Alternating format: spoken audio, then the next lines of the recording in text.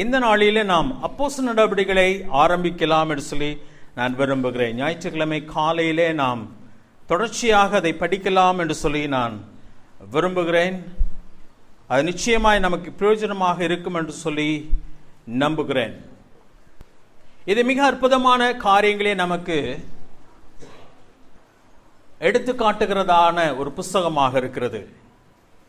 தேவன் சபையை ஆரம்பிப்பதற்காக பயன்படுத்தின பல கோட்பாடுகளை இந்த புஸ்தகம் நமக்கு எடுத்து காட்டுகிறது. நல்லா கவனிச்சுட்டு வாங்க, உங்களுக்கு நிச்சயமாய் பிரயோஜனமாக இருக்கும். சபை ஊழியத்தில் ஈடுபடும் பொழுது அந்த ஊழியங்களை தேவன் எப்படி ஆசீர்வதிக்கிறார்னு சொல்லி அநேக காரியங்களை இந்த புஸ்தகத்திலே படித்து கொள்ளலாம், அறிந்து கொள்ளலாம் என்று சொல்லி விரும்புகிறேன். அற்புதமான ஊழியங்களை பற்றி இந்த புஸ்தகத்தில் நாம் படிக்க போகிறோம். தேவ ஆவியானவர் தமது மனிதர்கள் மூலமாக எப்படி அதிசயமான விதங்களிலே, ஆச்சரியமான வழிகளிலே சபைகளை ஸ்தாபித்தார், நடத்தினார் என்பதை இந்த புஸ்தகத்திலே படிக்க போகிறோம். சபைக்கான தேவ ஒழுங்குகள் இந்த புஸ்தகத்திலே நமக்கு கொடுக்கப்பட்டிருக்கிறது. சபையின் அரசாங்கம், கவர்மெண்ட் எப்படி செயல்பட வேண்டும் என்று சொல்லி இந்த புஸ்தகத்திலே தேவன் நமக்கு கொடுத்திருக்கிறார். இந்த உலகமானது சுவிசேஷத்தினாலே எப்படி சந்திக்கப்பட முடியும் என்ற அந்த ஒழுங்கை நமக்கு இந்த புஸ்தகத்திலே கொடுத்திருக்கிறார். நம்முடைய சபை ஊழியங்களில் ஈடுபடுகிறதுனாலே நிச்சயமாய் பிரயோஜனமாக இருக்கும் என்று சொல்லி நான் விரும்புகிறேன். சபையினுடைய பிறப்பு, சபை எப்பொழுது ஆரம்பமாயிற்று என்பதையும் அவர் சொல்லுகிறார். இந்த புஸ்தகத்தை எழுதினவர் யார் என்று சொல்லி பார்ப்போம் என்று சொன்னால், முதல் அதிகாரம் முதல் வசனத்திலே ஒருவேளை நேரடியாக அவருடைய பெயர் குறிப்பிடப்படவில்லை, ஆனால் அதை நாம் வாசிக்கிறோம். நான் வாசிக்கிறேன், கவனியுங்கள். அப்போஸ்தலர் நடபடிகள் முதல் அதிகாரம் முதல் வசனம். தெயோப்பிலுவே, இயேசுவானவர் தாம் தெரிந்து கொண்ட அப்போஸ்தலருக்கு பரிசுத்த ஆவியினாலே கட்டளை இட்ட பின்பு அவர் எடுத்துக்கொள்ளப்பட்ட நாள் வரைக்கும் செய்யவும் உபதேசிக்கவும் தொடங்கின எல்லாவற்றையும் குறித்து முதலாம் பிரபந்தத்தை உண்டு பண்ணினேன். இது இரண்டாவது பிரபந்தம் அல்லது இரண்டாவது புஸ்தகம் என்பதை இங்கே சொல்லுகிறார்.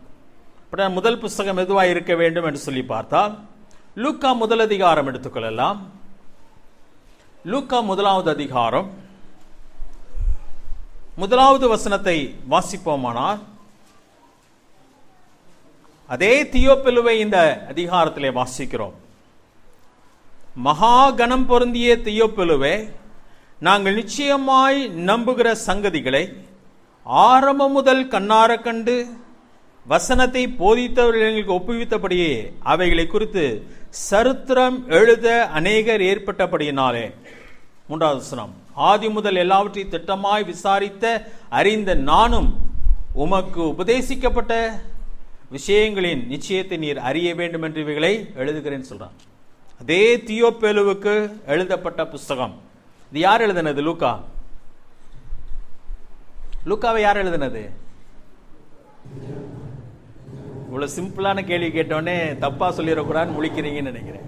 லூக்கா புஸ்தகத்தை யார் எழுதினது? லூக்கா எழுதினார். யாருக்கு எழுதினார்? தியோப்பெலு என்று சொல்லக்கூடிய ஒரு மனுஷனுக்கு எழுதுகிறார். இப்ப அப்போஸ்தலர் நடபடிகள் முதல் அதிகாரம் வரலாம். முதல் வசனத்தை பார்க்கும் பொழுது அதே தியோப்பெலுவுக்கு எழுதுகிறார். ஒன்றை குறிப்பிடுகிறார். அதிலே இரண்டாம் வசனத்திலே அதை வாசிக்கும் பொழுது முதலாம் பிரபந்தத்தை உண்டு பண்ணினேன், இப்பொழுது இரண்டாவது பிரபந்தத்தை நான் எழுதுகிறேன். முதலாவது புஸ்தகத்தை எழுதினேன், அது லூக்கா சுவிசேஷம். இப்பொழுது அப்போஸ்தலர் நடபடிகளை நான் எழுதுகிறேன், இது இரண்டாவது புஸ்தகம். யாருக்கு தான் எழுதுகிறார்? இதையும் தியோப்பெலுவுக்கு எழுதுகிறார். அப்ப அப்போஸ்தலர் நடபடிகளை எழுதினவரும் யார்தான்? லூக்கா. லூக்கா தான் எழுதுகிறார். இயேசு கிறிஸ்து மரித்து உயிர்த்தெழுந்த பின்புதான் அப்போஸ்தலரோடு கூட சேர்ந்து பிரயாணம் பண்ணி ஊழியங்களிலே பங்கெடுத்த ஒரு மனுஷன் லூக்கா ஆவார். அப்படியானால் ஏடி 30 நிற்கும்.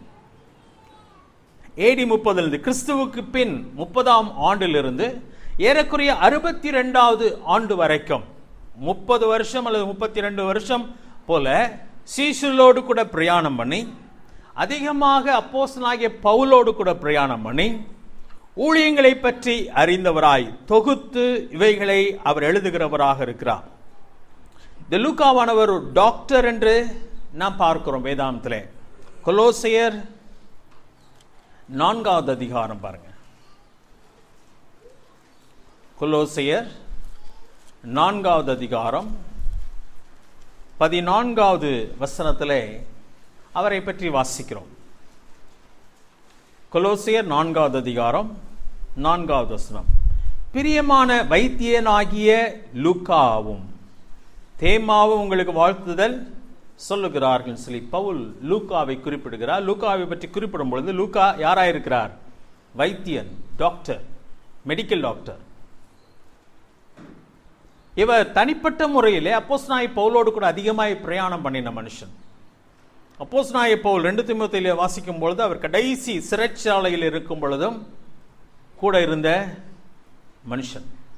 அப்போஸ்தலனாகிய பவுலை பற்றி பார்க்கும்பொழுது அவர் சரீரத்தில் அவருக்கு பலவீனம் உண்டு. அந்த பலவீனத்திலே கூடவே இருந்து உதவி செய்த ஒரு மனுஷன், ஊழியக்காரனுக்கு ஊழியம் செய்த ஒரு ஊழியக்காரன். அது அற்புதமான ஒரு பணி.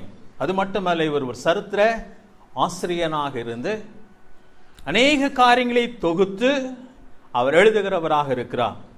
லூக்கா சுவிசேஷமும் அப்போஸ்தலர் நடபடிகளுமாக அதை வாசிக்கிறோம். ஏறக்குறைய 30 ஆண்டுகள் நடைபெற்ற காரியங்களை மிக அழகாக அவர் எழுதுகிறார். சபை எருசலேமிலே ஆரம்பித்து உலகத்தின் கடைசியாக அன்றைக்கு எண்ணப்பட்ட ரோமாபுரிக்கு போய் சேருகிற காலகட்டங்களிலே நடந்த எல்லா காரியங்களையும் அவர் எழுதுகிறவராக இருக்கிறார். 30 ஆண்டுகளிலே சபையானது மிக விரைவாக அந்த எல்லைகளிலே பரவிற்று. ஆண்டவர் அற்புதமாய் இந்த வேதாந்தத்தில் கொடுத்திருக்கிற ஒரு புஸ்தகம்தான் அப்போஸ்தலர் நடபடிகளாக அங்கே காணப்படுகிறது. 2 காரணத்துக்காக இதை எழுதுகிறார். ஒன்று, தியோப்பிலு அங்கே ஒரு ரோமனாக இருக்கிறார். இங்கே லூக்காவை 1 அதிகாரம் 1 வசனத்தில் வாசிக்கும் பொழுது மகா கனம் பொருந்திய தியோப்பிலுவே என்று எழுதுகிறார். அன்றைக்கு இருந்த ராஜாக்கள் அல்லது தேசாதிபதிகள் தான் மகா கனம் பொருந்திய என்று சொல்லி சொல்லப்படுகிறது உண்டு. தியோப்பிலு அங்கே ஒரு அந்தியோகியா பட்டணத்தை சேர்ந்தவராக இருக்கிறார். லூக்காவும் அந்தியோகியா பட்டணத்தை சேர்ந்தவராக இருக்கிறார். அந்தியோகியாவிலே தான் கிறிஸ்தவர்கள் என்ற பட்டப்பெயர் கிறிஸ்துவை பின்பற்றுகிற மக்களுக்கு வழங்கப்பட்டது நாம் அறிந்திருக்கிறோம் என்று சொல்லி நம்புகிறேன். அந்த இடத்துல இருந்த இந்த தியோப்பிலு ஒரு பெரிய அதிகாரியாக இருந்திருக்க வேண்டும், கனம் பொருந்தின ஒரு மனுஷனாக இருந்திருக்க வேண்டும். அது மட்டுமல்ல, ஆண்டவரை ஏற்றுக்கொண்ட ஒரு மனுஷனாக இருந்தபடினாலே லூக்கா அவருக்கு சுவிசேஷமாய் எழுதின அந்த லூக்கா முதல் பிரபந்தத்தை அனுப்புகிறார். அதன் பின்பதாக இயேசு பரலோகத்துக்கு ஏறி போன பின்பு சபை எப்படி வளர்ந்து பெருகிற்று என்பதை அவர் எழுதுகிறார். அது மட்டுமல்ல, ரோமாபுரி மக்கள் அல்லது ரோமர்கள் கிறிஸ்தவர்கள் யார் என்பதை அறிந்து கொள்வதற்காக, கிறிஸ்தவர்கள் தேச துரோகிகள் அல்ல, கிறிஸ்தவர்கள் நல்ல பிரஜைகளாயிருக்கிறார்கள், தேசத்தை நேசிக்கிறவர்களாயிருக்கிறார்கள், எவ்வளவு ரோமர்கள் ஆண்டவரை அறிந்தவர்களாக இருக்கிறார் என்பதை எடுத்து காட்டும்படியாக இந்த புத்தகத்தை அவர் எழுதுகிறார். கொஞ்சம் கவனிச்சுட்டு வாங்க. நான் சொல்லுகிறது இன்ட்ரோடக்ஷனாய் சொல்லுகிறேன், முகவுரையாக சில காரியங்கள் சொல்கிறேன். ஏனென்றால் புத்தகத்தை நான் படிக்கும் பொழுது ஓரளவுக்கு நாம் விளங்கிக் கொள்ள வேண்டும் என்ன பின்னணியிலே எழுதப்பட்டிருக்கிறேன்னு சொல்லி. அப்ப லூக்கா எழுதினது ரோமர்களுக்கு கிறிஸ்தவர்கள் யார் என்பதை தெரியப்படுத்தும்படியாக எழுதுகிறார். 2வது காரியம் பார்க்கும் பொழுது அப்போஸ்தலர் நடபடிகள் 15வது அதிகாரத்திலே வரும் பொழுது ஒரு கவுன்சிலை பார்க்கிறோம். அதுல என்ன காரியம் என்று சொன்னால், யூதர்கள் எப்பயுமே ஒரு பெருமை பிடித்தவர்கள், நாங்கள் மட்டும்தான் தேவனுக்கு சொந்தம் என்று எண்ணுகிற மக்கள், புறஜாதிகளை தேவன் ஏற்றுக்கொள்ள மாட்டார் என்று சொல்லி எண்ணினவர்கள். சொல்ல போனால் ரோமர்களை கூட மட்டமாய் பார்க்கிறவர்கள் தான் யார் என்று சொன்னால் இந்த யூதர்கள். இந்த புத்தகத்தின் மூலமாக லூக்கா ஒரு காரியத்தை மிக தெளிவாய் சொல்கிறார். தேவன் எப்படி யூதர்களை, இஸ்ரவேல் ஜனங்களை தமக்கு சொந்தமாய் தெரிந்து கொண்டாரோ அதே போல பிரஜாதிகளையும் சபைக்குள்ளே அவர் கொண்டு வந்து விட்டார் என்பதை மிக தெளிவாக இந்த புத்தகத்தின் மூலமாக யூதர்களுக்கு வெளிப்படுத்துகிறார், ரோமர்களுக்கு வெளிப்படுத்துகிறார், யூதர்கள் அல்லது கிறிஸ்தவர்கள் எவ்வளவு நல்லவர்கள் என்பதை வெளிப்படுத்துகிறார். ஃபெலிக்ஸ் அக்ரிப்பா ராஜா என்ற போன்ற மனிதர்கள் எப்படி கிறிஸ்தவர்களை அன்றைக்கு ஏற்றுக்கொண்டார்கள் என்பதை காட்டும்படியாக அவர் எழுதுகிறார். அது மட்டுமல்ல, யூதர்களுக்கும் அதை எழுதுகிறவராக இருக்கிறார். இந்த புத்தகத்தினுடைய சாவி வசனம் என்று சொன்னால், the key verse, முக்கியமான ஒரு வசனம் என்று சொன்னால் முதல் அதிகாரம் 8வது வசனம். அதை எடுத்துக்கொள்ளலாம். தெரிந்த வசனம், கவனித்துக் கொண்டே வாருங்கள். அப்போஸ்தலர் நடபடிகள் முதல் அதிகாரம் 8வது வசனத்தை வாசிக்கலாம். இந்த புத்தகத்தினுடைய முழு அவுட்லைனும் இந்த ஒரே புத்தகத்திலே அமைந்திருக்கிறது. பேப்பர் இருந்தால் கையில் எடுத்து வச்சுக்கோங்க. நான் சொல்லுகிறதை நீங்கள் குறித்து வைத்துக் கொள்ளுங்கள். உங்களுக்கு பிரயோஜனமாக இருக்கும் என்பதாக வேதத்தை படிக்கும் பொழுது. அந்த வசனத்தை நான் வாசிக்கிறேன். பரிசுத்த ஆவி உங்களிடத்தில் வரும்போது நீங்கள் பலன் அடைந்து எருசலேமிலும் யூதேயா முழுவதிலும் சமாரியாவிலும் பூமியின் கடைசி பரியந்தமும் எனக்கு சாட்சிகளாயிருப்பீர்கள் என்றார். அங்கே ஆண்டவர் இந்த வசனத்தை சீஷர்கள் சொல்லும் பொழுது சொல்லுகிற முக்கியமான ஒரு காரியம் என்று சொன்னார், பரிசுத்த ஆவியானவர் உங்களிடத்தில் வரும்பொழுது நீங்கள் பலன் அடைவீர்கள் என்பதை சொல்கிறார். இது ஒரு டிரான்சிஷன் பீரியட். சரியா? 3.5 ஆண்டுகள் ஆண்டவர் இந்த பூமியிலே தம்முடைய ஊழியத்தை நிறைவேற்றினார். கவனித்துக் கொண்டே வாங்க. 3.5 வருஷம். ஏசாமி எத்தனை வருஷம் இந்த பூமியில் இருந்தார்? 33.5 ஆண்டுகள். அவர் ஊழியம் செய்த ஆண்டுகள் 3.5 ஆண்டுகள் தான். அவரோடு கூட சீஷர்கள் இருந்தார்கள். இன்னும் அநேகர் அவரை பின்பற்றினார்கள். ஸ்திரீகளும் பின்பற்றினார்கள். ஆனால் இந்த 3.5 ஆண்டு ஊழியம் செய்தது யார் என்று சொன்னால் இயேசு கிறிஸ்து தான் ஊழியம் செய்தார். அவரோடு கூட இருந்தவர்கள் சீஷர்கள். அப்ப ஆண்டவர் இந்த 3.5 ஆண்டுகள் ஊழியம் செய்துவிட்டு இப்பொழுது அவர் பரத்துக்கு ஏறி போக போகிறார், பரலோகத்துக்கு போக போகிறார். இனிமேல் ஊழியம் செய்ய வேண்டியது யார்தான்? சீஷர்கள். இன்றைக்கு நாம் தேவனுடைய பிள்ளைகள். அப்ப ஆண்டவர் அந்த ஊழியத்தை அவர்கள் கையிலே கொடுத்து விட்டு போகும் பொழுது அவர் சொல்லுகிற வசனம் இது, பரிசுத்த ஆவி உங்களிடத்தில் வரும்பொழுது நீங்கள் பலன் அடைந்து என்று சொல்லுகிறார். சீஷர்கள் எப்படிப்பட்டவர்களாக இருந்தார்கள் அன்றைக்கு? படித்தவர்கள், ஞானிகள், திறமைசாலிகளா?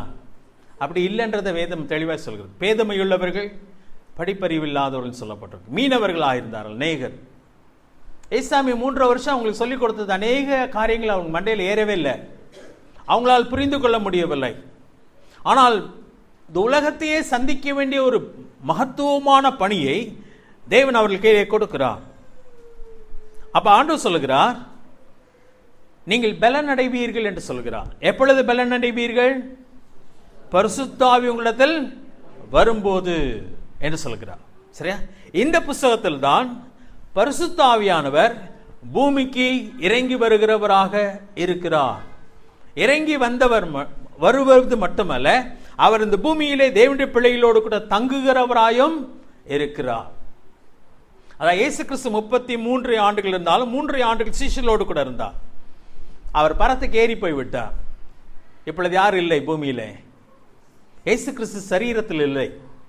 ஆண்டவர் சொல்கிறார், நான் போகிறேன், உங்களுக்காக பரிசுத்த ஆவியானவரை அனுப்புவேன் என்று சொல்கிறார். திரித்துவ தெய்வத்தில் 3வது நபராக இருக்கிற பரிசுத்த ஆவியானவர் வந்து ஒவ்வொரு விசுவாசிகளோடும் தங்குவார் என்பதை இந்த வசனத்திலே சொல்கிறார். அப்படி தங்கும் பொழுது அவர் உங்களை என்ன பண்ணுவார்? பலப்படுத்துவார். எதற்காக பலப்படுத்துவார்? அந்த வசனத்துடைய கடைசி பாருங்க, நல்லா கவனிச்சே வாங்க. முக்கியமான ஒரு காரியம்.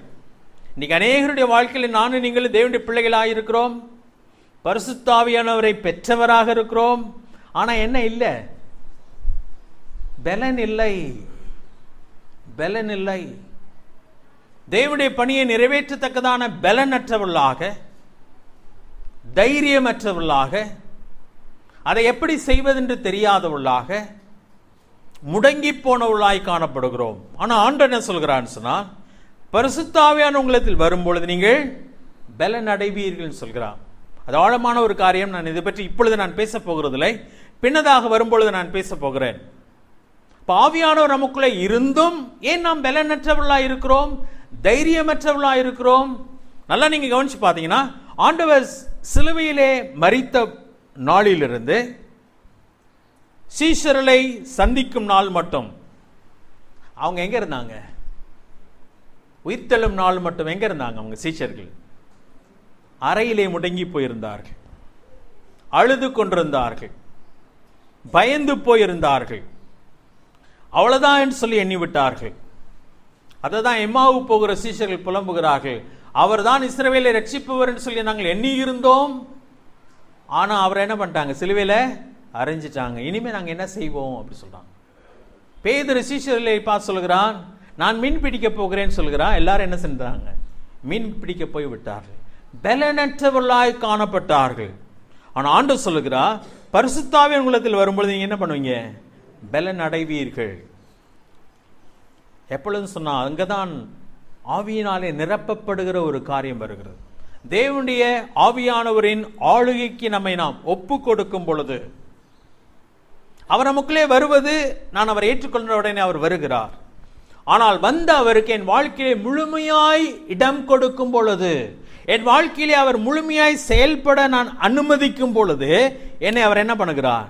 பலப்படுத்துகிறவராக இருக்கிறார். அங்கேதான் அநேக விசுவாசிகள் தோற்று போனவர்களாக இருக்கிறார். அவர் ஆண்டவருடைய பிள்ளைகளா? ஆம், ஆண்டவருடைய பிள்ளைகள் தான்.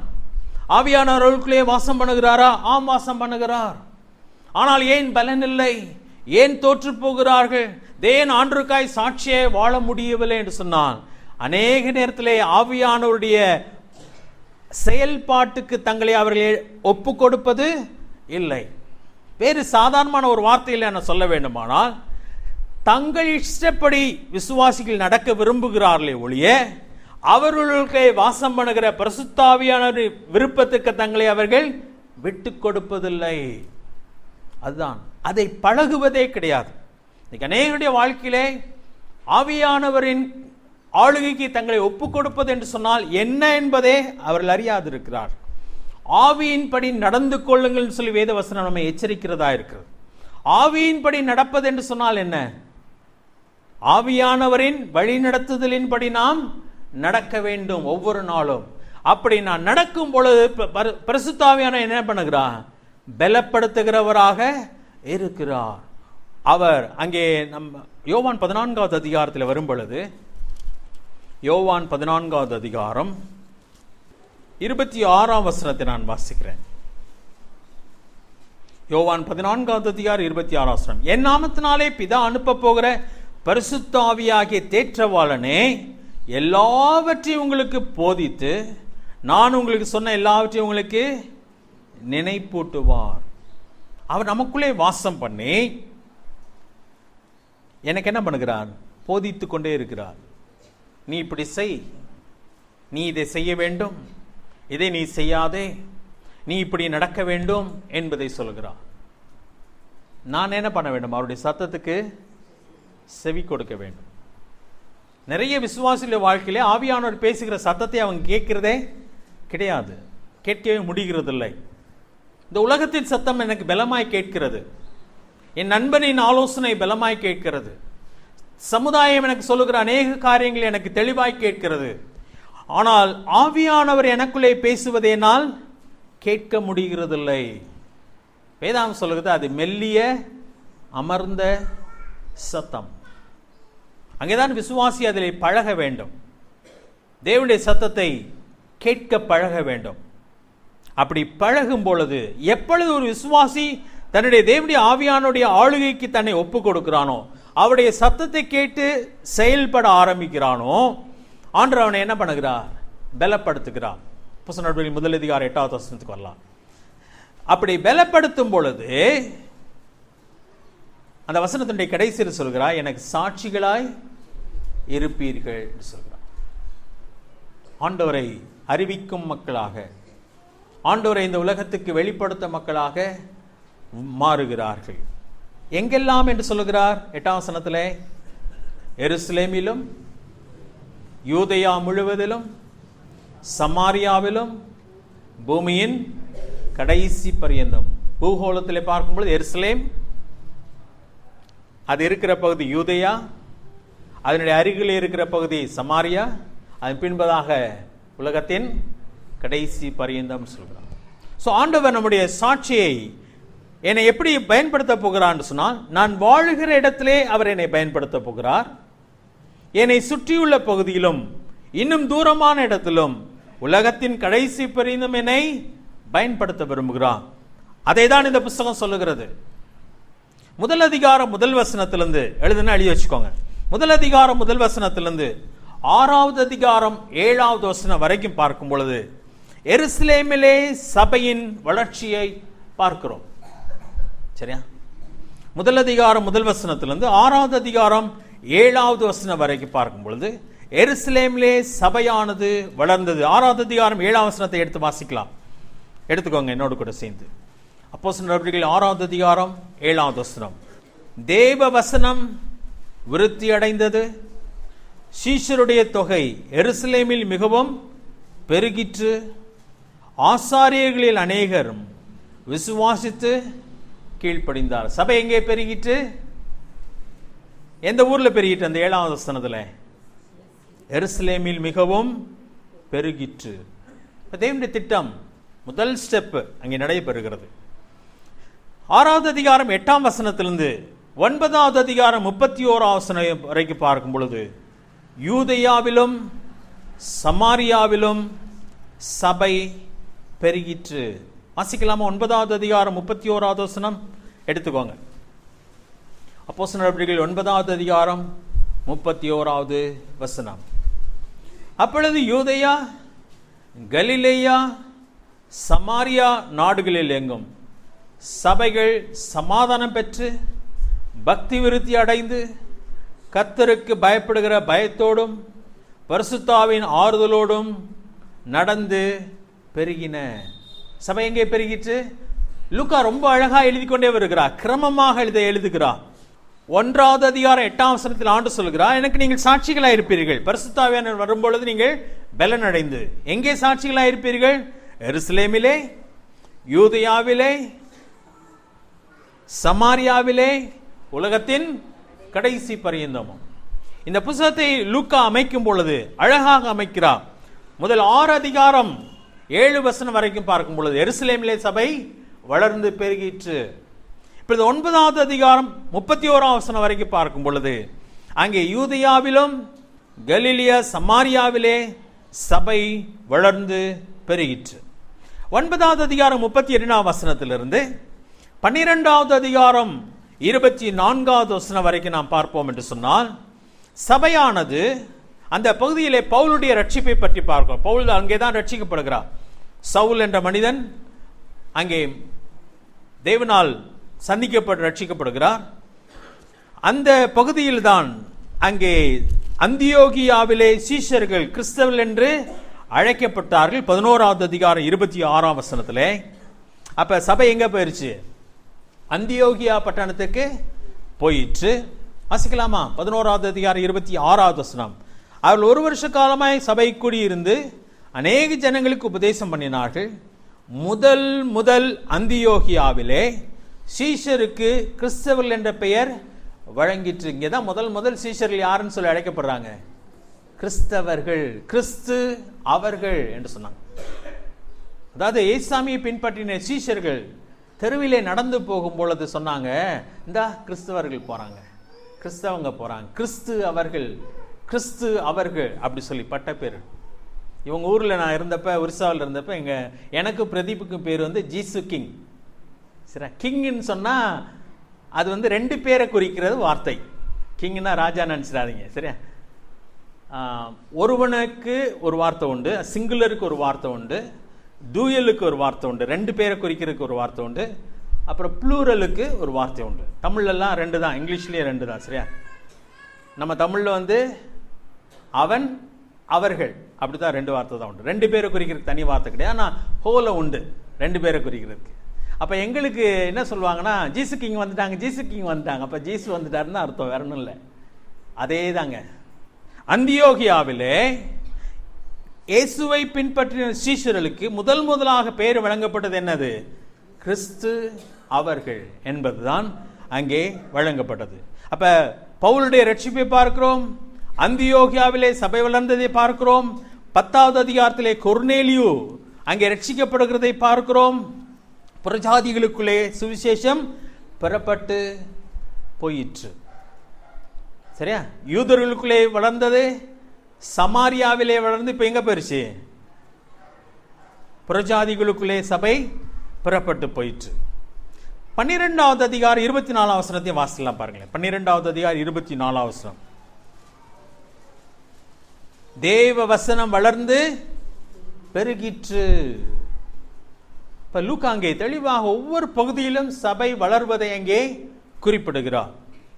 சரியா? அதனால 9வது அதிகாரம் 32 இருந்து 12வது அதிகாரம் 24 வரைக்கும் பாத்தீங்கன்னா அங்கே அந்தியோகியா அதோடு கூட புறஜாதிகளிலே சபை வளர்ந்ததை பார்க்கிறோம். 12வது அதிகாரம் 25ஆம் வசனத்திலிருந்து 16வது அதிகாரம் 5ஆம் வசனம் வரைக்கும் பாத்தீங்கன்னா ஆசியா மைனரிலே சபை வளர்ந்ததை லூக்கா அங்கே குறிப்பிடுகிறார். இதெல்லாம் தேவையா நினைச்சிட்டு இருக்கீங்களா சிலர்? தேவை. சரியா? சபை எப்படி வளர்ந்தது என்பது நமக்கு தெரிய வேண்டும். அதாவது எருசலேமிலே இயேசுசாமி இந்த பூமியில் இருந்த பொழுது சபை என்பது இல்லை. அவர் மரித்தார், சபைக்காய் தன் ஜீவனை கொடுத்தார். அவர் பரத்துக்கு ஏறி போன பின்புதான் சபை பிறக்கிறது. பெந்தேகோஸ்தே நாளிலே இயேசு கிறிஸ்து மரித்து உயிரோடு கூட எழுந்த பின்பு 50வது நாளிலே சபை பிறக்கிறது. எருசலேமிலே பிறந்த சபை இன்றைக்கு எவ்வளவு தூரம் போயிருக்கு? 2000 ஆண்டிலே சபையை அழிப்பதற்காக அநேகர் முயற்சி எடுத்தார்கள். இன்னைக்கும் நம் இந்தியாவில் RSS VHP சொல்றாங்க 2021 ஆண்டுக்குள்ள கிறிஸ்தவமே இல்லாமல் நாங்கள் துடைத்தெறிந்து விடுவோம். உன்ன மாதிரி 1000 பேர் சொல்லியிருக்கான்.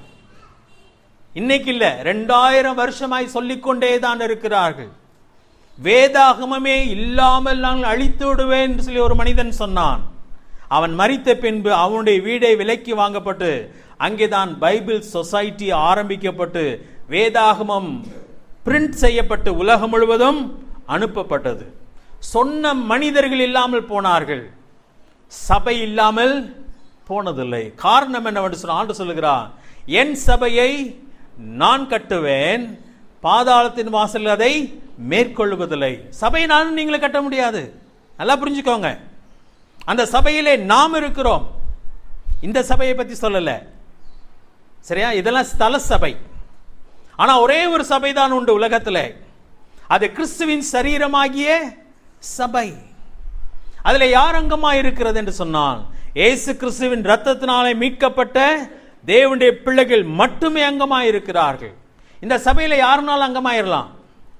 ரட்சிக்கமே படாத மக்கள், தேவனுடைய பிள்ளையாய் மாறாதவர்கள் கூட என்னவாய் மாறிடலாம், அங்கமாய் மாறிவிடலாம். நாம் மனிதர்கள் கண்டுபிடிக்க முடியாது.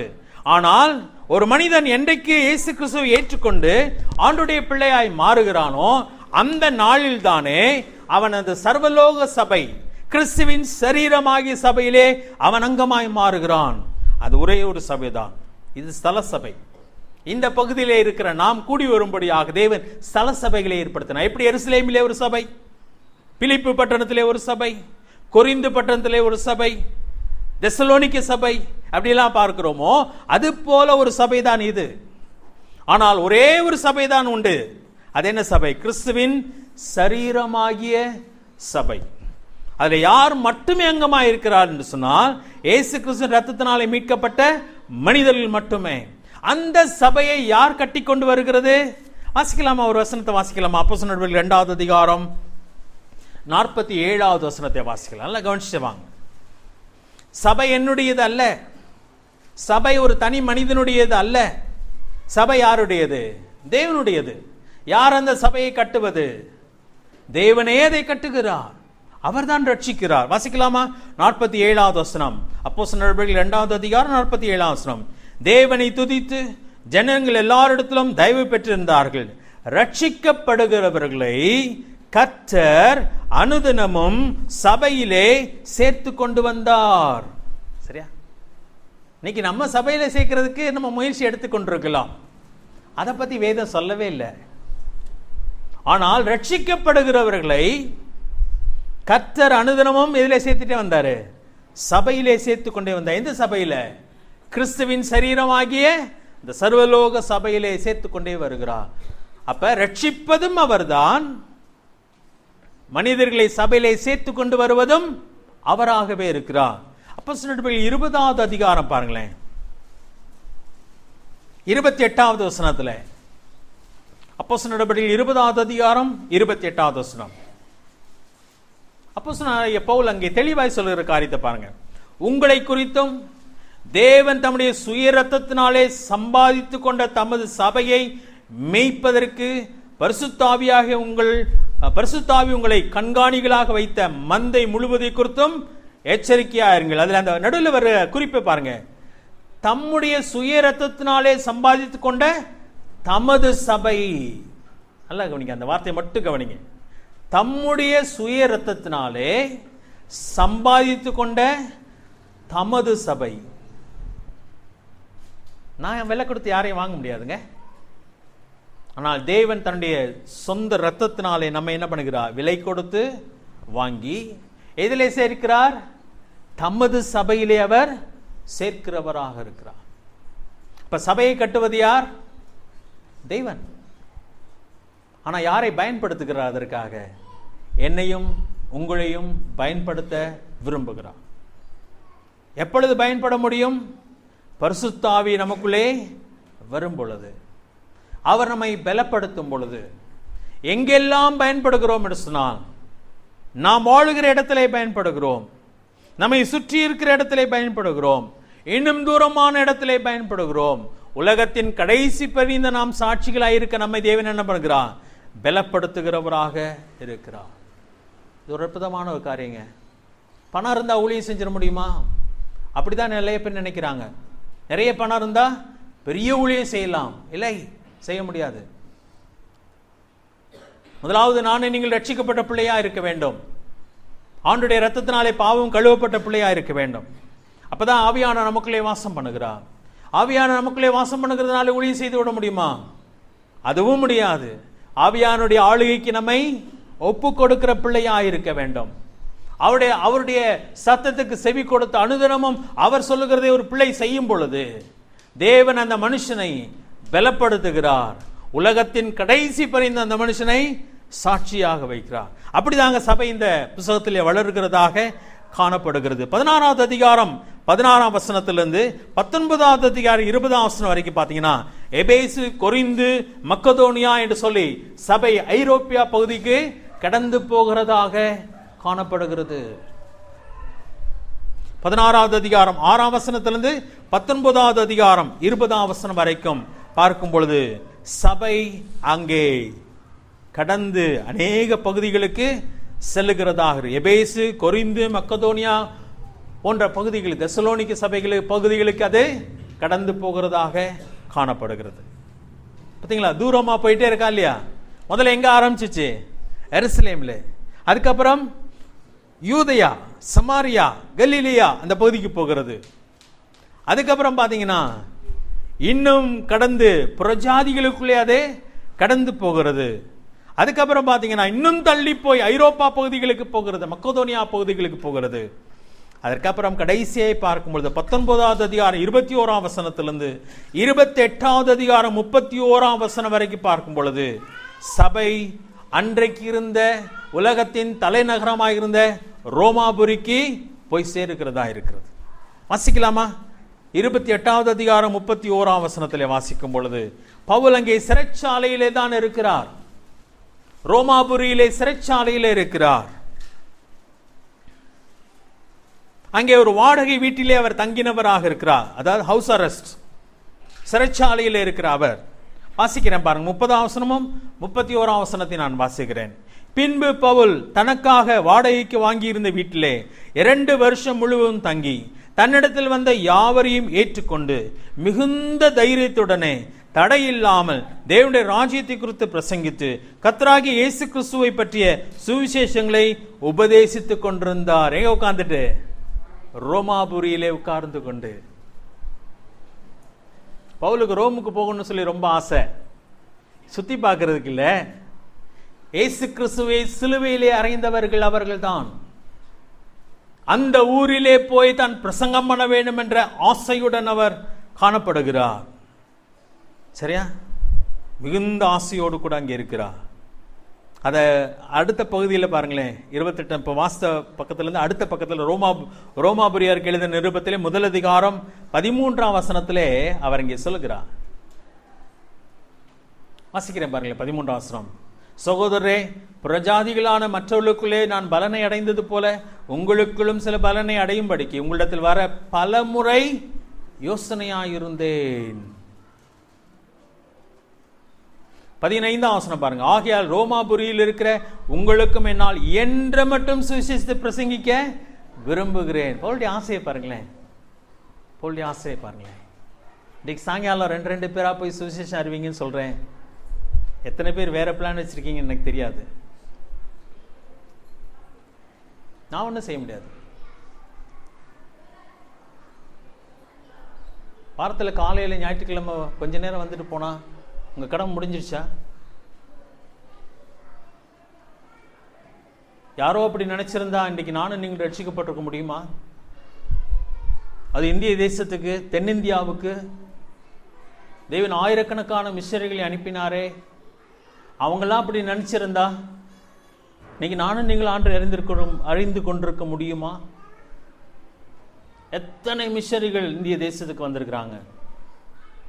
அவங்க செய்த பணியினால இன்றைக்கு நாம் இருளிலிருந்து வெளிச்சத்துக்கு வந்திருக்கிறோம். ஆனா இன்றைக்கு ஆண்டவர் அமைப்பா சொல்கிறார், புறப்பட்டு போ என்று சொன்னப்போ, இல்லாண்டர் எனக்கு வேற வேலை இருக்குது, என் ஃப்ரெண்ட் அதை கூப்பிட்டுருக்கான், ஆனால் ஃப்ரெண்டோட கூட நான் போகணும், ஏதோ ஒரு காரணத்தை சொல்லுகிறோம். அது எனக்கு தெரியாது என்று சொல்லுகிறோம். என் வேலைகளை சொல்லுகிறோம்.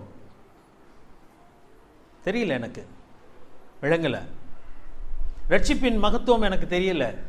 என் மேல தேவன் வைத்திருக்கிற கடமையின் உணர்வு எனக்கு இல்லை. அதனுடைய அவசரம் எனக்கு புரியவில்லை.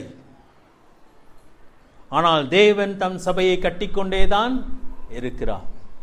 பவுல் இந்த ரோமாபுரியில் முதல் அதிகாரம் 13ஆம் வசனத்திலே அவர் ரோமாபுரிக்கு போக வேண்டும் என்ற ஆசை உடையவராய் இருப்பதன் காரணத்தை பாருங்களேன்.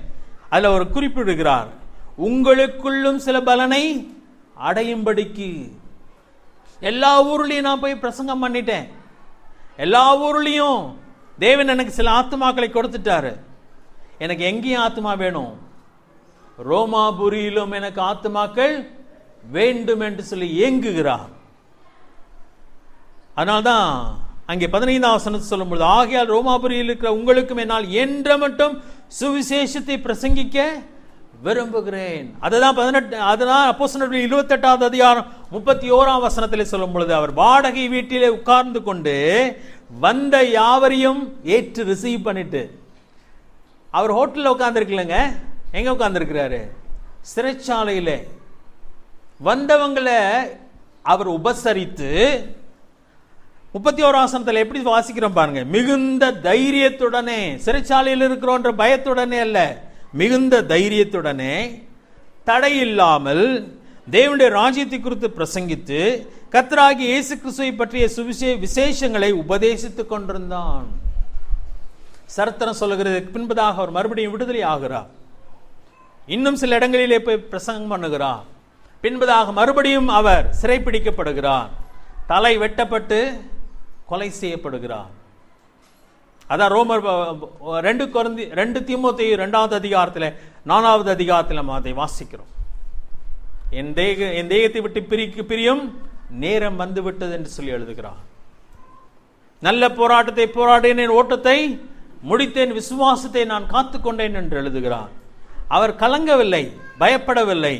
ஆனால் நான் நல்ல போராட்டத்தை போராடி ஓட்டத்தை முடித்து விட்டேன் என்பதை தெளிவாய் சொல்கிறார். இயேசு கிறிஸ்து சிலுவையிலே தொங்கும் பொழுது எப்படிப்பட்ட வார்த்தையை அவர் பயன்படுத்துகிறார்?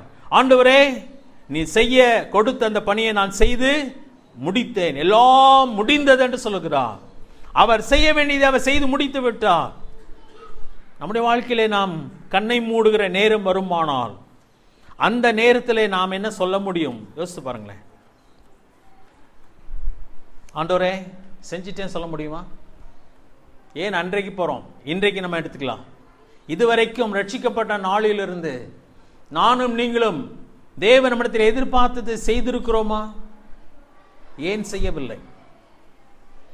ஆண்டவருக்கு நான் கணக்கு கொடுத்து தான் ஆக வேண்டும். இந்த அப்போஸ்தலர் நடவடிக்கைகளை பார்க்கும் பொழுது அது அப்போஸ்தலர்களின் நடவடிக்கைகள் என்று தான் அந்த பெயர் கொடுக்கப்பட்டிருக்கிறது. முதல் அதிகாரத்துக்கு வரலாம், இந்த புத்தகத்தின் துவக்கத்திற்கு வரலாம். அப்போஸ்தலருடைய நடவடிக்கைகள் என்று சொல்லப்பட்டிருக்கிறது. ஆனால் உண்மையாக பெயர் கொடுக்க வேண்டுமானால் அப்போஸ்தலர் மூலமாய் ஆவியானவரின் நடவடிக்கைகள் என்று சொல்லலாம். அப்போஸ்தலர் மூலமாய் ஆவியானவர் எப்படியெல்லாம் செயல்பட்டார் என்றுதான் இந்த புத்தகத்துக்கு பெயர் கொடுக்க வேண்டும். காரணம், சபை வளர்ந்ததிலே ஆவியானவரின் பங்குதான் அங்கே இந்த புத்தகத்தில் எடுத்து காட்டப்படுகிறது. எப்படி ஆண்டவர் ஒவ்வொரு மனுஷனையும் பயன்படுத்தி சபையை அங்கே விருத்தியாக்கி கொண்டு போகிறார் என்பதை அங்கே பார்க்கிறோம். சில நேரத்தில் சபை வளரலன்னொன்னே யாரை குறை சொல்றோம்னா, போதகர் சரியில்லைங்க அப்படியே சொல்லிடுறோம். நான் எனக்காக பேசல, ஆனால் அது உண்மை இல்லை. போதகர் செய்ய வேண்டிய கடமையை செய்ய வேண்டும், நான் மறுக்கவே இல்லை அதை. ஆனால் யார் மூலமாய் தேவன் சபையை விருத்தியடை செய்கிறார் என்று சொன்னால், ஒவ்வொரு விசுவாசியின் மூலமாயும். போதகர் ஊழியம் செய்தாலும், ஒரு சிலர் மட்டும் ஊழியம் செய்தாலும் வேலை மெதுவாக தான் போக முடியும். ஆனால் சபையில் இருக்கிற ஒவ்வொரு விசுவாசியும் தன் கடமையை உணர்ந்து ஆவியானவரின் வழிநடத்தலின்படியாக செயல்பட ஆரம்பிப்பார்களானால் சபை என்ன ஆகும் நினைக்கிறீங்க? வெடித்து சிதறி பரவும். அதான் உண்மையான ஒரு காரியம். ஆனால் தேவன் நம்முடைய ஒவ்வொருத்தருடைய வாழ்க்கையிலும் அங்கே கடமையை சொல்கிறார். அப்போஸ்தலர் நடவடிக்கைகளில் பார்த்தீங்கன்னா ஆவியானவர் என்று சொல்லி 60 முறை பயன்படுத்தப்பட்டிருக்கிறது. பரிசுத்த ஆவியானவர் என்று சொல்லி 40 முறை பயன்படுத்தப்பட்டிருக்கிறது. இப்போ ஆவியானவரின் செயல்பாடுகளை தான் இந்த புத்தகம் அதிகமாய் எடுத்து காட்டுகிற ஒன்றாக காணப்படுகிறது. அப்போஸ்தலர் நடவடிக்கைகள் முதல் அதிகாரம் முதல் வசனத்தை வாசிக்கலாம்.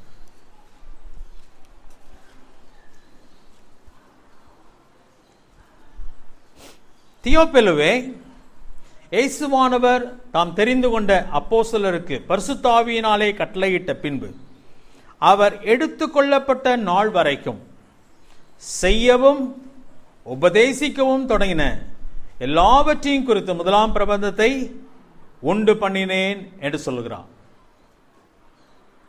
இந்த புஸ்தகமானது, அதாவது முதல் புஸ்தகமானது எதை உள்ளடக்கியதாக இருக்கிறது? லூக்கா சுவிசேஷமானது எதை உள்ளடக்கியதாக இருக்கிறது என்று சொல்லி பவுல் சொல்கிறார் சொன்னால், அப்போஸ்தலருக்கு பரிசுத்த ஆவியினாலே கட்டளையிட்ட பின்பு, அதாவது தேவன் அப்போஸ்தலரை தெரிந்து கொண்ட நாளில் இருந்து, அதாவது சீஷர்களை அவர் அழைக்கிறார் இல்லையா, என்னை பின்பற்றி வாருங்கள், நான் உங்களை மனுஷரை பிடிக்கிறவர்களாக்குவேன் என்று சொல்லி அழைக்கிறார்.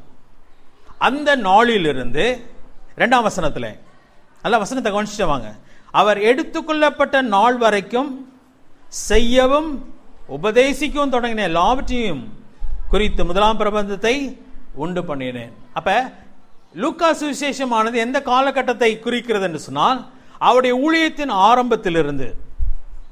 இன்னும் கொஞ்சம் முன்னாடி போனீங்கன்னா அவர் ஞானஸ்நானம் எடுத்த நாளிலிருந்து, வானம் திறந்து இவரை நேசகுமாரன், இவரில் பிரியமாயிருக்கிறேன் என்று சொன்ன நாளிலிருந்து, எப்பொழுது ஆவியானவர் அவர் மேலே வந்து இறங்கினாரோ அந்த நாளிலிருந்து, தன் ஊழியத்தை ஆரம்பித்த நாளிலிருந்து எந்த நாள் வரைக்கும்?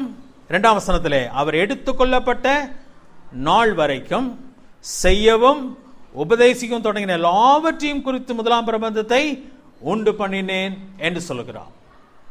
சரி, இன்றைக்கு முடிந்தால் ஒரு பகுதியை மட்டும், அதாவது முதல் வசனத்திலிருந்து 11ஆம் வசனம் வரைக்கும் வருகிற சில காரியங்கள் நாம் கவனிக்க வேண்டும். ஆனால் அவ்வளவும் நம்மால் கவனிக்க முடியாது, நேரம் இல்லாததுனாலே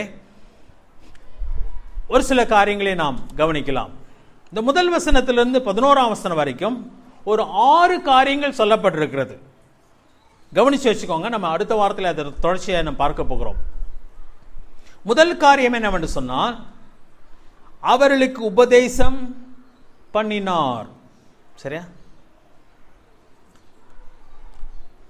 கொடுக்கப்பட்ட உபதேசம் முதல் காரியம். 2வது காரியம், அவர்களுக்கு கொடுக்கப்பட்ட தரிசனம் 3ஆம் வசனத்தில் வருகிறது. அவர் பாடுபட்ட பின்பு 40 நாளும் அப்போஸ்தலருக்கு தரிசனமாகி தேவனுடைய ராஜ்யத்துக்குரியவைகளை அவருடனே பேசி அநேகம் தெளிவான திருஷ்டாந்தங்களினாலே அவர்களுக்கு தம்மை உயிரோடு இருக்கிறவராக காண்பித்தார். முதல் காரியம் என்ன?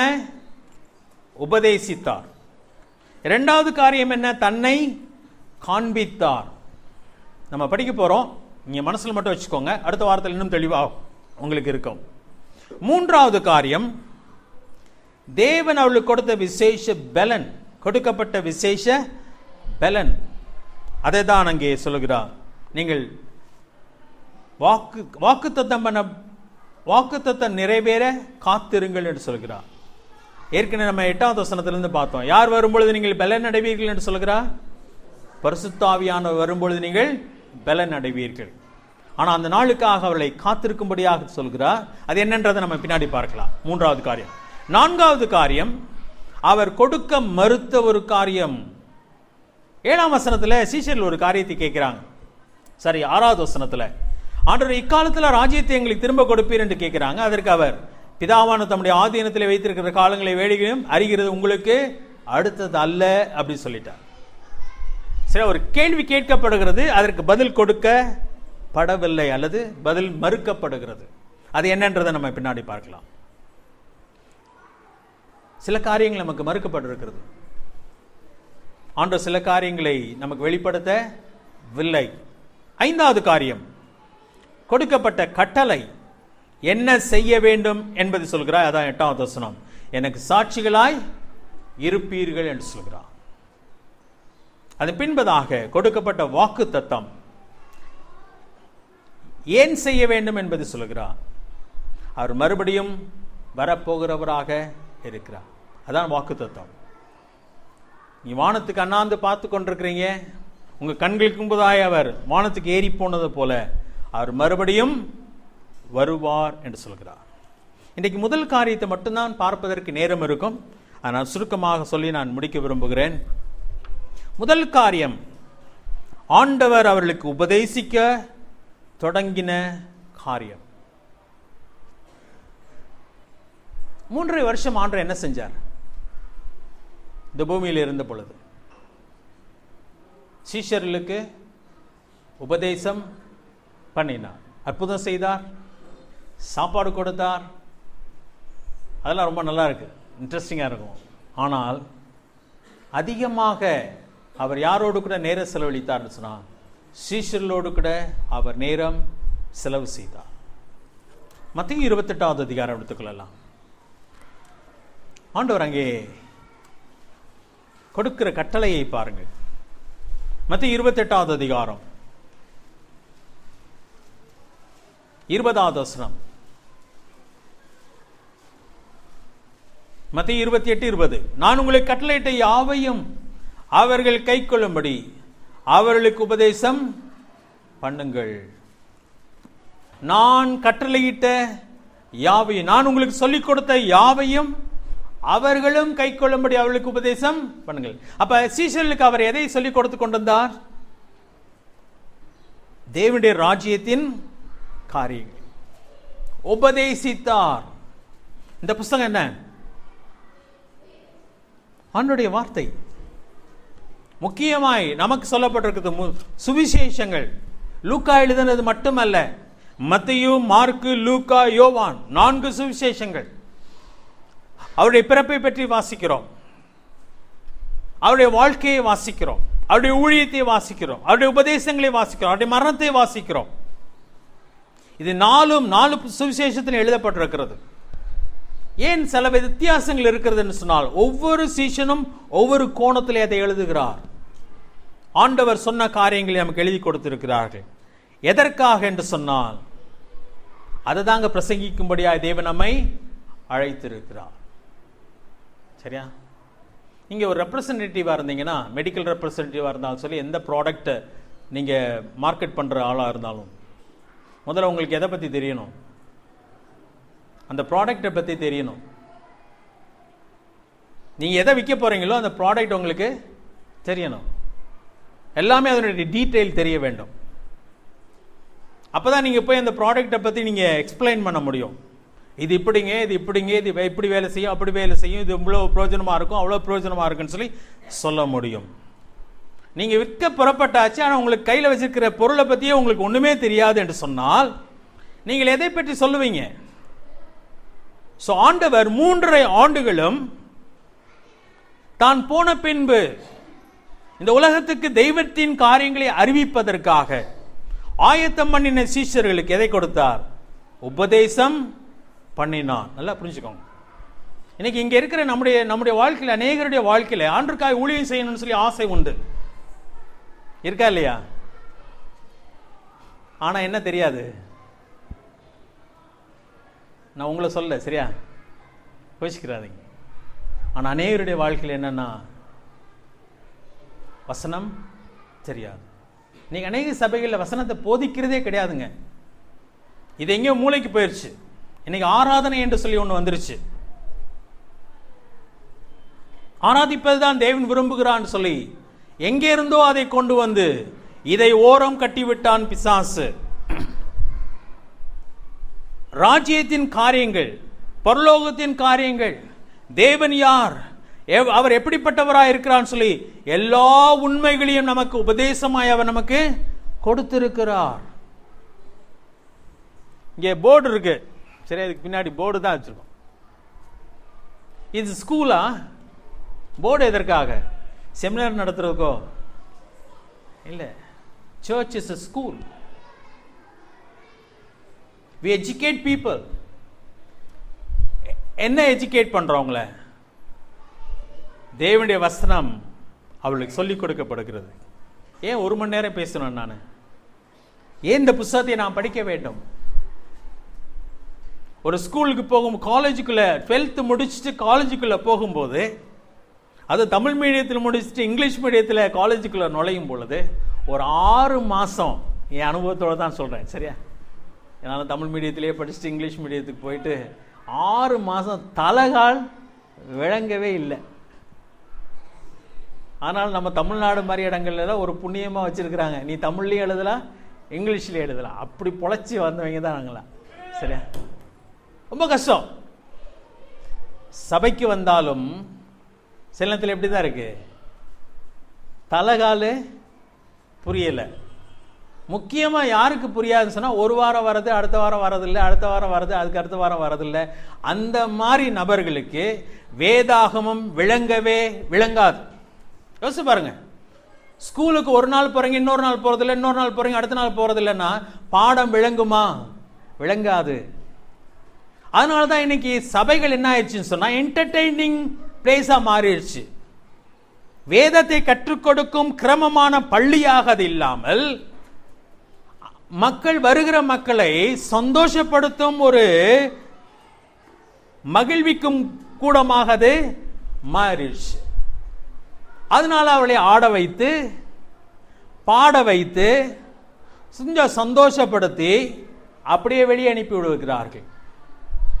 ஆலயத்துக்கு போனோம் என்ற சந்தோஷம் இருக்கிறது.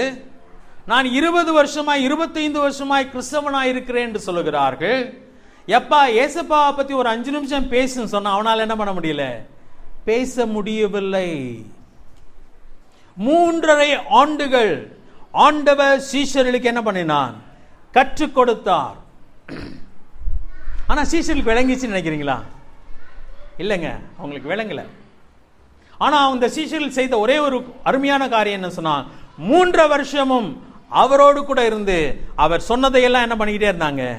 கேட்டுக்கொண்டே இருந்தார்கள். நல்லா புரிஞ்சுக்கோங்க. அதுதான் நானும் நீங்களும் செய்ய வேண்டிய ஒரு காரியம். ஆலயம் நமக்கு இருக்கிறது, வெள்ளிக்கிழமை வேத ஆராய்ச்சி கூட்டம் இருக்கிறது, நம்முடைய காலையிலும் மாலையிலும் வேதத்தை படிக்கிறோம். தனிப்பட்ட தியானங்கள் ரொம்ப அவசியம். ஒருவேளை இங்கே வந்து நான் உங்களுக்கு கொடுக்கிற காரியம் எல்லாம் புட்டிப்பால் போல, ஒரு குழந்தைக்கு ஒரு பாட்டில் பாலை ஊற்றி வாயில ரப்பரை வச்சாச்சுன்னா அது சப்பி சப்பி குடிக்கும், டேஸ்டா குடிக்கும். ஆனா அந்த பாட்டிலை மறக்க வைக்கிறது எவ்வளவு கஷ்டம் தாய்மார்களுக்கு தெரியும் நினைக்கிறேன். இன்னைக்கு நிறைய பேருக்கு எதுதான் வேணும்? பாட்டில் தான் வேணும். அதை சப்பி சப்பி குடிச்சாலே போதும். வீட்டில் போய் வேதத்தை திறக்கிற பழக்கமே கிடையாது. எபிரேயர்ல அப்போஸ்தலனாகிய அந்த எழுத்தாளர் சொல்லும் பொழுது 4வது அதிகாரம், எபிரேயர் 4வது அதிகாரம் 5வது அதிகாரம் 12ஆம் வசனத்தை நான் வாசிக்கிறேன். எபிரேயர் 5வது அதிகாரம் 12வது வசனம். காலத்தை பார்த்தால் போதகராய் இருக்க வேண்டிய உங்களுக்கு தேவனுடைய வாக்கியங்களின் மூல உபதேசங்களை மறுபடியும் உபதேசிக்க வேண்டியதாக இருக்கிறது. நீங்கள் பலமான ஆகாரத்தை அல்ல, பாலை உண்ணத்தக்கவர்களானீர்கள். பால் உண்ணுகிறவன் குழந்தையாயிருக்கிறபடினால் நீதியின் வசனத்தில் பழக்கமில்லாதவனாயிருக்கிறான். வேதத்தின் ஆழங்கள் இன்னும் தெரியல, வேதத்தினுடைய காரியங்கள் இன்னும் விளங்கவில்லை. இன்னும் போதகர் பேசும்போது ரொம்ப சூப்பரா இருந்துச்சு இன்னைக்கு செய்தி, பாஸ்டர் ரொம்ப தேங்க்ஸ் பாஸ்டர், அதோட சரி. அதுக்கப்புறம் வீட்டுக்கு போயிட்டு அதை பத்தி யோசித்து பார்க்கறதும் கிடையாது, அதை படிப்பதும் கிடையாது. ஒரு பரிதாபமான நிலைமை. அநேக தேவனுடைய பிள்ளைகளுடைய வாழ்க்கையில பாத்தீங்கன்னா அவர்கள் தேவனால் பயன்படுத்தப்பட முடியாத ஒரு பரிதாபமான நிலைமை. ஆனா சீஷர்கள் 3 ஆண்டுகளும் உண்மையாய் அவரோடு கூட இருந்து எல்லா காரியத்தை என்ன பண்ணிட்டே இருந்தாங்க, கேட்டுட்டே இருந்தாங்க. அப்படி அவர்கள் உத்தமமாய் இருந்தபடினாலே பரிசுத்த ஆவியானவர் அவர்களுக்குள்ளே வந்து அவர்களை பலப்படுத்தின பொழுது அவங்க என்னவா மாறிட்டாங்க, சாட்சிகளாக மாறினார்கள். புரியுதா நான் சொல்றது? அப்ப ஒரு விசுவாசி என்று சொன்னால் சபை அட்டெண்டன்ஸ் ரொம்ப ரொம்ப முக்கியம். சபையின் ஊழியங்களிலே ஈடுபடுவது ரொம்ப ரொம்ப முக்கியம். ஒரு காலம் வரும், தேவன் உங்களை என்ன பண்ணுவார், கையில் எடுத்து பயன்படுத்த ஆரம்பிச்சிடுவார். நீங்கள் உலகத்தை சந்திக்கும் அற்புதமான ஊழியனாக நீங்கள் மாறுவீர்கள். வில்லியம் கேரி செருப்பு தைக்கிறவர் தாங்க. வில்லியம் கேரி செருப்பு தைக்கிற ஒரு மனுஷனாக தான் இருந்தான். ஆனா அந்த மனுஷனுக்கு இருந்த வாஞ்சை, ஒரு நாள் அந்த மனுஷனை தேவன் எங்க கொண்டு வந்தாரு, இந்தியாவுக்கு கொண்டு வந்தார். எத்தனையோ மொழிகளிலே வேதாந்தத்தை அந்த மனுஷன் மொழிபெயர்த்தார். இந்திய அரசாங்கமே அவருடைய பெயர்ல ஸ்டாம்ப் எல்லாம் வெளியிட்டு அவரை கனப்படுத்தினேன்னு சொன்னால் அவர் இந்திய தேசத்துக்கும் அநேக நன்மைகளை செய்திருக்கிறார். யார் அந்த மனுஷன்? செருப்பு தைக்கிற மனுஷன். ஒரு முறை அவரை அவமானப்படுத்துவதற்காக ஒரு கூட்டத்துக்கு அவரை அழைத்து விட்டு ஒருத்தர் சொன்னார், வில்லியம் கேரி இன்ட்ரோடியூஸ் பண்ணும்போது இஸ் எ ஷூ மேக்கர் என்று சொன்னான். உடனே வில்லியம் கேரி இருந்துச்சு, I am not a shoemaker, I am a காப்லர்னு சொன்னார். பழைய செருப்பு தைக்கிறவன் தான் நான் சொல்லிட்டார். நான் செருப்பு தைக்கிறவன் கிடையாது, பழைய செருப்பு தைக்கிறவன். அப்படிப்பட்ட மனுஷன்தான். ஆனால் தேவனால் எடுத்து பயன்படுத்தப்பட்டான். அப்போஸ்தலர் நடவடிக்கைகள் 12வது அதிகாரத்திலே வாசிப்போம், 4வது அதிகாரம் 12ஆம் வசனத்திலே வாசிப்போம் என்று சொன்னால், பேதுரும் யோவானும் பேசுகிற தைரியத்தை அவர்கள் கண்டு அவள் அறியாதவர்கள் என்றும் பேதமை உள்ளவர்கள் என்றும் அறிந்தபடியினால் ஆச்சரியப்பட்டு, வாசிக்கிறேன் பாருங்களா, அந்த அப்போஸ்தலர் நடவடிக்கைகள் 4வது அதிகாரம் 13ஆம் வசனத்தை வாசிக்கிறேன். பேதுரும் யோவானும் பேசுகிற தைரியத்தை அவர்கள் கண்டு அவர்கள் படிப்பறியாதவர்கள் என்றும் பேதமை உள்ளவர்கள் என்றும் அறிந்தபடினால் ஆச்சரியப்பட்டு அவர்கள் இயேசுவோடு கூட இருந்தவர்கள் என்று அறிந்து கொண்டார்கள். என்ன ரீசன்றது புரிஞ்சிருச்சு. இவங்க யாரோடு கூட இருந்தவங்க? இயேசுவோடு கூட இருந்தவர்கள். நம்முடைய பழக்கம் யாரோடு கூட இருக்கிறது யோசிச்சு பாருங்களேன். தாவீது சொல்லும் பொழுது, ராட்சாமங்களை நான் விழிக்கும் பொழுது நான் உம்மை தியானிக்கிறேன் சொல்கிறார். நம்முடைய மனதில் நிறைந்திருக்கும் காரியங்கள் என்ன? சங்கீதக்காரன் சொல்லும் பொழுது, நம்முடைய வேதத்தில் பிரியமாயிருந்து இரவும் பகலும் அதை தியானிக்கிற மனுஷன் பாக்கியவான். அவனை தான் தேவன் பயன்படுத்த முடியும். இந்த ஆலயத்துக்கு வருகிறதுனாலே, இந்த பாப்டிஸ்ட் சபையில நீங்க மெம்பரா இருக்கிறதுனால கடவுள் உங்களை பயன்படுத்த முடியுமா? நிச்சயமாய் பயன்படுத்த முடியாது. அநேக ரட்சிக்கப்பட்டவனே அப்படியே ஊழியத்துக்குள்ளே குதிக்கிறார்கள். அவர்கள் சின்சியரா நினைச்சு தேவன் பயன்படுத்துவார், இல்லை என்று சொல்லவில்லை. ஆனால் ஒரு மனிதன் வேதத்தை ஆராய்ந்து படிக்கும் பழக்கம் இல்லை என்று சொன்னான், கிரமமாய் உட்கார்ந்து படிக்கிற பழக்கம் இல்லை என்று சொன்னான், தேவனால் அந்த மனுஷன் பயன்படுத்தப்படவே முடியாது. ஒரே ஒரு காரியம் சொல்லி முடிச்சிடறேன் அந்த வசனத்துல. அப்போஸ்தலர் நடவடிக்கைகள் 1 அதிகாரம் 2ஆம் வசனத்துல பாருங்க. அவர் எடுத்துக்கொள்ளப்பட்ட நாள் வரைக்கும் செய்யவும் உபதேசிக்கவும் தொடங்கின எல்லாவற்றையும் குறித்த முதலாம் பிரபந்தத்தை உண்டு பண்ணினேன். ஒரு வார்த்தை அங்க எக்ஸ்ட்ரா இருக்குது. உபதேசிக்கவும் முன்னாடி என்ன இருக்குதா? செய்யவும் உபதேசிக்கவும். ஆண்டவர் 2 காரியம் செய்தார்.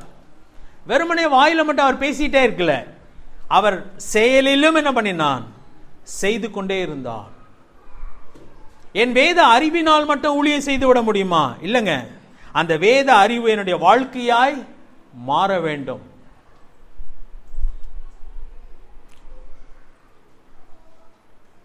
மத்திய 23வது அதிகாரம், மன்னிச்சுக்கோங்க, கொஞ்சம் நீட்டு போறேன், முடிச்சிடுவேன் நான், இன்னும் 2 நிமிஷத்தில் முடிச்சிடுறேன்.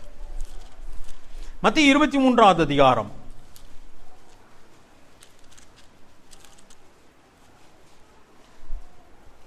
வேதபாரர்களை பற்றி ஆண்டவர் சொல்லுகிற குற்றச்சாட்டு அதில் வருகிறது.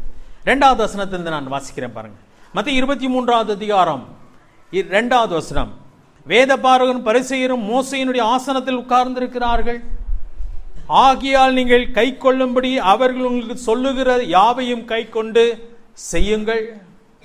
அவர்கள் செய்கையின்படியோ செய்யாதிருங்கள், ஏனெனில் அவர்கள் சொல்லுகிறார்கள், சொல்லியும் செய்யாதிருக்கிறார். எந்த ஒரு மனுஷன் வேதத்தை அறிந்து அதற்கு தன் வாழ்க்கையை கீழ்ப்படியவில்லையோ அந்த மனுஷன் உபதேசிக்க தகுதியற்றவனாக இருக்கிறான். அப்ப என் வாழ்க்கையிலே நான் இதை கற்றுக்கொள்ள வேண்டும், அடுத்ததா என்ன பண்ணணும்? செய்ய வேண்டும். ரொம்ப முக்கியமான ஒரு காரியம். கடவுள் என்னை பயன்படுத்த வேண்டும் என்ற ஆசை நமக்கு இருக்கலாம். ஆனால் வேதத்தை படிக்கிற ஒரு பழக்கம் உண்டா? வேதத்தை படிக்கிற ஒரு பழக்கம் சிலருக்கு உண்டு. நான் இத்தனை முறை வேதத்தை முடிச்சிட்டேன், பைபிளை வருஷத்துக்கு ஒரு முறை நான் முடித்து விடுவேன், நான் இதுவரைக்கும் 18 தடவை முடித்திருக்கிறேன் சொல்லுகிற அநேகர் உண்டு. ஆனால் வேதத்தின்படி நடக்கிற பழக்கம் உண்டா? அப்போதான் நம்ம எடுத்து ஆண்டவர் என்ன பண்ண முடியும்? பயன்படுத்த முடியும். அவருடைய ஆசை என்னன்னு சொன்னா, என்னை எருசலேமிலும் யூதேயாவிலும் சமாரியாவிலும் உலகத்தின் கடைசி பரியந்தம் என்னை பயன்படுத்தும்படியாக தேவன் எதிர்பார்க்கிறார். எப்பொழுது அவர் செய்ய முடியும் என்று சொன்னால், இந்த ஆவியானுடைய ஆளுகைக்கு நம்மை ஒப்புக் கொடுக்கும் பொழுது தேவன் அற்புதமான காரியத்தை செய்கிறவராக இருக்கிறார். தலையில் தாழ்த்தும் ஒரு நிமிஷம் கண்களை மூடி இருக்கலாம். அப்போஸ்தலர் நடவடிக்கைகள் அற்புதமான ஒரு புஸ்தகம். சாதாரணமான மனிதர்களை கொண்டுதான் தேவன் இந்த உலகத்தை கலக்கினார். அவர்கள் எல்லாரும் பெரிய மனிதர்கள் அல்ல, ஆனால் இயேசுவோடு கூட இருந்தவர்கள், ஆண்டவருடைய உபதேசத்தை கவனமாய் கவனித்தவர்கள். ஆரம்பத்தில் அவர்கள் கொண்டு விளங்கவில்லை என்பது உண்மைதான். ஆனால் பரிசுத்த ஆவியானவர்களை பலப்படுத்தின போது அவர்கள் சாட்சிகளாக மாறினார்கள். இன்னைக்கு நம்மையும் அப்படி மாற்றுவதுதான் தேவனுடைய திட்டம். நம்மை ரட்சித்து அப்படியே ரோட்டில் விட்டு விடுவது அல்ல அவருடைய திட்டம். நம்மை ரட்சித்து அவருக்கு சாட்சிகளாக நம்மை மாற்ற வேண்டும் என்று சொல்லி தேவன் விரும்புகிறார். அவருக்கு சாட்சிகளாய் மாற வேண்டுமானால் அவர் உபதேசித்தவைகளை நாம் அறிய வேண்டும். அறிவது மட்டுமல்ல, அதன்படி நாம் நடக்க வேண்டும். செய்யவும் உபதேசிக்கவும் தொடங்கின காரியங்கள் சொல்லி போல் உடைய வாழ்க்கை ஆண்டத்தில் அர்ப்பணிக்கலாமா? ஆண்டவரே, எத்தனையோ ஆண்டுகள் ஆகிவிட்டது, ஆனால் கற்றுக்கொள்ள வேண்டிய விதத்திலே கிரமமாய் நான் இன்னும் வேதாந்தத்தை கற்றுக்கொள்ளவே இல்லை. எத்தனையோ ஆண்டுகள் வீணாய் போய்விட்டது, என்னை மன்னியும். இனிமேலாவது எனக்கு இருக்கிற நாட்களிலே உம்முடைய வேதத்தை கற்றுக்கொள்வேன், என்னை சாட்சியாக மாற்றும் என்று சொல்லுவோமா? கற்றுக்கொள்வது மட்டுமல்ல, அதன்படி வாழ நம்மை ஒப்புக் கொடுக்க வேண்டும். உபதேசம் நம்முடைய வாழ்க்கையாய் மாற வேண்டும். ஏதோ ஞாயிற்றுக்கிழமை காலையில் 2 மணி நேரம் மட்டும் வந்துவிட்டு திருப்தி அடைந்து போய்விடுவோமானால் அவர் எப்படி நம்மை பயன்படுத்த முடியும்? எங்களை நேசிக்கிற நல்ல ஆண்டவரே, இந்த அற்புதமான உடைய வார்த்தைகளுக்காக நன்றி. உடைய சபையை நீர் கட்டினீர். இந்த சபை கட்டும் பணியை நீர் தொடங்க மட்டும்தான் செய்தீர். தொடங்கினீர், பரலோகத்துக்கு நீர் ஏறி போய்விட்டீர். மீதி பணியை சீஷர்கள் மூலமாக, அப்போஸ்தலர் மூலமாக கடந்த 2000 ஆண்டுகளாக நீர் செய்து கொண்டு வருகிறீர். இன்றைக்கு உலகத்தின் மூளை முடுக்கெல்லாம் உடைய சபைகள் இருக்கிறது. உமக்கு பிள்ளைகள் உண்டு ராஜா, நீர் அதை செய்து கொண்டு வருகிறீர். அநேக மனிதர்களை நீர் பயன்படுத்தி இருக்கிறீர். எங்களையும் பயன்படுத்துவது உம்முடைய நோக்கமாக இருக்கிறது. ஆண்டவரே, நாங்களும் உம்முடைய கரத்திலே பயன்பட வேண்டும் என்ற ஆசையையும் அதற்கான முயற்சியை எங்களுக்கு தாரும். ஒரே ஒரு வாழ்க்கையை இந்த உலகத்திற்காகவே வாழ்ந்து நாங்கள் இழந்து போகாதபடிக்கு எங்களை காத்துக்கொள்ளும். நீங்களோடு கூட தொடர்ந்து பேசு கர்த்தாவே. எத்தனை மகத்துவமான பணிக்காக எங்களை அழைத்திருக்கிறீர் என்பதை உணர்ந்து இந்த பணிக்கு எங்களை அர்ப்பணிக்க கிருபை தாரும். வசனத்தை ஆசீர்வதியும், கேட்ட பிள்ளைகளை ஆசீர்வதியும், பலப்படுத்த முடிய நாமத்தை மேன்மைப்படுத்தும். எல்லாவற்றையும் முடிய கருத்தில் எடுக்கிறோம். ஆசீர்வதியும். எங்கள் மீட்பு ரட்சகருமாகிய இயேசு கிறிஸ்துவின் நாமத்தில் கேட்கும் நல்ல பிதாவே, ஆமென்.